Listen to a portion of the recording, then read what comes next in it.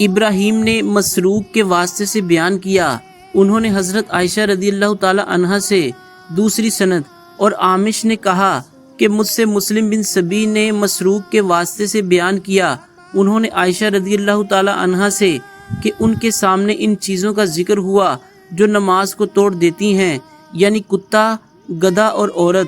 اس پر حضرت عائشہ رضی اللہ تعالی عنہا نے فرمایا کہ تم لوگوں نے ہمیں گدھوں اور کتوں کے برابر کر دیا، حالانکہ خود نبی کریم صلی اللہ علیہ وآلہ وسلم اس طرح نماز پڑھتے تھے کہ میں چارپائی پر آپ کے اور قبلہ کے بیچ میں لیٹی رہتی تھی۔ مجھے کوئی ضرورت پیش آئی اور چونکہ یہ بات پسند نہ تھی کہ آپ صلی اللہ علیہ وآلہ وسلم کے سامنے